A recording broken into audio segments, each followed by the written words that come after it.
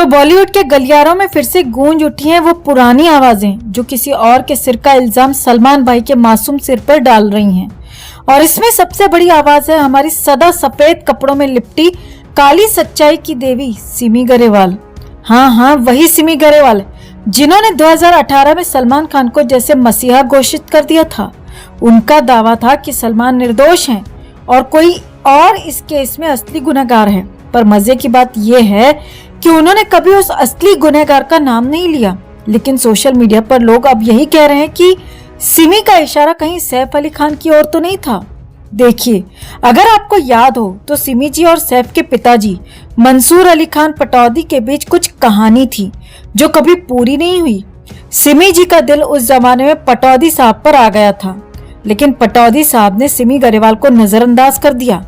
बस तभी से शायद सिमी जी के दिल में एक छिपा हुआ दर्द है। तो उन्होंने कह दिया, मैं तो जानती हूँ सलमान एक मासूम इंसान है, उसने कुछ नहीं किया, असली गुनहगार कोई और है। अरे भाई सिमी जी, आप इतनी मॉडर्न थी, लेकिन ये सब तो कोई सास बहू के शो में होने वाली साजिश जैसा लग रहा है। कहीं यह आपकी पुरानी खींच तो नहीं? हो सकता है कि जब पटौदी साहब ने आपको रिजेक्ट किया तो आपने सोचा हो सैफ को भी इस केस में घसीट लेते हैं। भाई पुरानी भड़ास निकालने का तरीका भी क्या ढूंढा है। अब बात यह है कि सिमी जी कह रही हैं सलमान खान किसी और को बचा रहे हैं, लेकिन सवाल उठता है कौन है वो और? क्या ये वही और है जिसकी वजह से हम साथ साथ है फिल्म की शूटिंग के दौरान काले हिरन का मामला उठ खड़ा हुआ?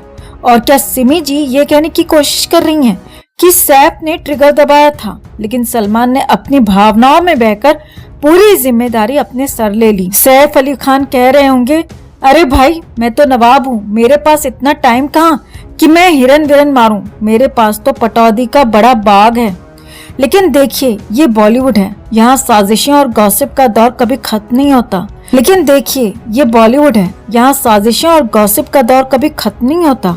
सलमान भाई ने तो खैर खुद पर इल्जाम लिया है, लेकिन क्या पता सिमी जी के पुराने दिल के घाव कहीं न कहीं सैफ को इस केस में खींचने का बहाना ढूंढ रहे हों।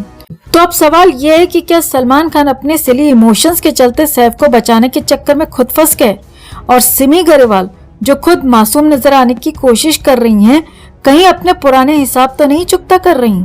दोस्तों, ये बॉलीवुड है, यहाँ हर कहानी के पीछे कई और कहानियां छिपी होती हैं और शायद सिमी ग्रेवाल का ये ट्वीट भी उन्हीं कहानियों में से एक है। अब देखना यह है कि इस केस का असली गुनहगार कब सामने आएगा, या फिर सिमी जी की तरह हम भी बस कयासी लगाते रह जाएंगे। तो बने रहिए हमारे साथ, क्योंकि हम लाएंगे आपके लिए ऐसी मसालेदार और सच्चाई से भरपूर खबरें जो आपके दिमाग की बत्ती जला देंगी। अगले एपिसोड तक सिमी जी की ब्लैक बक सच्चाई और उनके नवाबी रिश्तों पर हमसे जुड़े रहिए और वीडियो को ज्यादा से ज्यादा लाइक और शेयर कर अपना प्यार और सपोर्ट भी जरूर दिखाइए।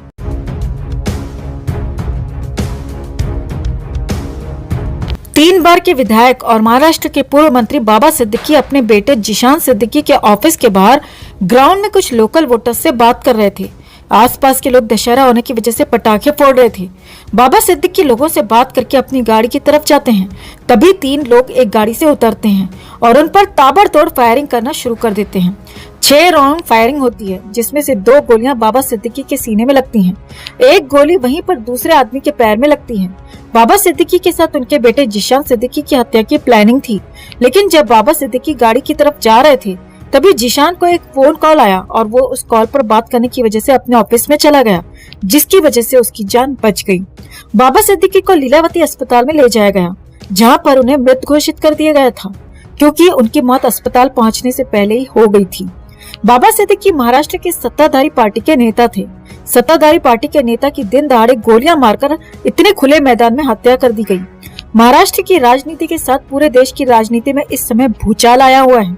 कितनी बड़ी बात है कि महाराष्ट्र की सरकार जो करोड़ों लोगों की सुरक्षा की बात करती है, उनके खुद के नेता और मंत्री भी सुरक्षित नहीं हैं। लेकिन कौन है ये बाबा सिद्दीकी जिनके मरने पर इतना ज्यादा तूफान खड़ा हो गया? बाबा सिद्दीकी मूल रूप से बिहार के गोपालगंज के रहने वाले थे, लेकिन इनके दादा मुंबई जाकर बस गए थे। उस समय बाबा सिद्दीकी की उम्र थी 5 साल। गोपालगंज में बाबा सिद्दीकी के पिता अब्दुल रहीम सिद्दीकी की साइकिल में पंचर लगाने की दुकान थी, लेकिन मुंबई जाकर उन्होंने घड़ी बनाने का काम शुरू कर दिया था।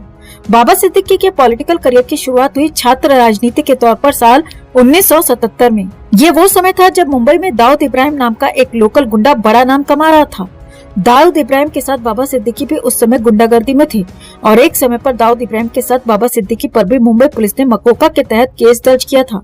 कई मीडिया रिपोर्ट्स में कहा गया कि दाऊद और बाबा सिद्दीकी एक साथ गुंडागर्दी करते थे, लेकिन राजनीति में अपने बढ़ते कदमों से इन्होंने सफेद कुर्ता पहन लिया और अपनी गुंडागर्दी को पर्दे के पीछे छिपा दिया। छात्र राजनीति के बाद बीएमसी में कॉर्पोरेट के पद पर भी कई साल रहे और साल 1999 में कांग्रेस पार्टी से पहली बार एमएलए बने। इसके बाद 2004 में और 2009 में भी विधायक बने। बाबा सिद्दीकी जिंदगी भर कांग्रेस के नेता थे, लेकिन इसी साल कांग्रेस को छोड़कर अजीत पवार वाली एनसीपी में शामिल हो गए थे। अजीत पवार इस समय महाराष्ट्र के उप मुख्यमंत्री हैं और सरकार चला रहे हैं। बाबा सिद्दीकी टोटल 3 बार विधायक बने और मंत्री भी रह चुके थे। कहते हैं कर्मों का फल तो कभी न कभी भोगना ही होता है और बाबा सिद्दीकी तो वैसे भी अपना मटका पूरी तरह से भर चुके थे, तो उनका मटका फूटने पर बहुत ज्यादा दुखी होने की जरूरत नहीं है। बाबा सिद्दीकी पर कई गंभीर केस चल रहे थे। 500 करोड़ के घोटाले के उन पर आरोप थे। इसके अलावा बाबा सिद्दीकी पर अंडरवर्ल्ड से जुड़े होने के भी आरोप लगते रहे हैं। कहा जाता है कि वो बॉलीवुड और अंडरवर्ल्ड के बीच में एक ब्रिज की तरह काम करते थे। और तो और कथित रूप से बाबा सिद्दीकी पर आरोप लगते थे कि बाबा सिद्दीकी अंडरवर्ल्ड को भारतीय पॉलिटिक्स, बॉलीवुड और प्रॉपर्टी के कारोबार से जोड़े हुए थे। बाबा सिद्दीकी के 2 बेटे हैं, जिनमें से एक का नाम है जीशान सिद्दीकी। जीशान सिद्दीकी वही इंसान है जिसका नाम सुशांत सिंह राजपूत केस में पहली बार मीडिया में आया था। इम्तियाज खत्री आपको याद होगा, हाँ वही इम्तियाज खत्री जो एक होटल के बाहर सुशांत को धक्का देकर गाड़ी में बिठाकर कहीं ले जा रहा था। ये वही इम्तियाज खत्री है जो बॉलीवुड में ड्रग सप्लाई करता है। कहने के लिए इम्तियाज खत्री प्रॉपर्टी का बिजनेस करता है, फिल्म मेकिंग में भी इसका बिजनेस है, लेकिन असली काम बॉलीवुड में ड्रग सप्लाई का है। सुशांत सिंह राजपूत केस में इम्तियाज खत्री का नाम सामने आया था और रिया चक्रवर्ती को ये उस समय ड्रग सप्लाई करता था, ऐसा ईडी के द्वारा कहा गया था। लेकिन इसके बाद से इसे गायब कर दिया गया और मीडिया में फिर कभी ये सामने नहीं आया। हालांकि हकले खान के लाडले आर्यन खान को जब ड्रग केस में पकड़ा गया तो उस समय भी इम्तियाज खत्री का ही नाम सामने आया था, लेकिन इम्तियाज खत्री के ऊपर बहुत बड़े लोगों का हाथ है, जिसकी वजह से आज तक इससे कभी पूछताछ भी नहीं हुई। जीशान सिद्दीकी और इम्तियाज खत्री को एक दूसरे का करीबी माना जाता है। इम्तियाज खत्री अंडरवर्ल्ड का गुर्गा है और बॉलीवुड में ड्रग सप्लाई करता है। जीशान सिद्दीकी, बाबा सिद्दीकी और सलमान खान के गहरे संबंध हैं, ये भी सभी को पता है। बाबा सिद्दीकी वो इंसान था जिसने 2013 में सलमान खान और शाहरुख हकले खान की दोबारा से दोस्ती करवाई थी। इफ्तार पार्टी में बाबा सिद्दीकी ने इस्लाम के नाम पर इन दोनों की दोस्ती करवाई। बाबा सिद्दीकी ने सलमान और हकले से कहा था कि तुम दोनों इस देश में इस्लाम के सबसे बड़े नुमाइंदे हो, तुम दोनों को इस देश में इस्लाम को आगे बढ़ाना है और दोनों ऐसे छोटे छोटे झगड़ों में अपना समय बर्बाद मत करो। इसके बाद सलमान और हकले की दोबारा दोस्ती हुई। बाबा सिद्दीकी हर साल इफ्तार पार्टी के नाम पर कथित रूप से बॉलीवुड, अंडरवर्ल्ड और पॉलिटिक्स की मीटिंग कराते थे। साल 2013 में बाबा सिद्दीकी पर अंडरवर्ल्ड से जुड़े होने के आरोप मीडिया में सामने आए थे।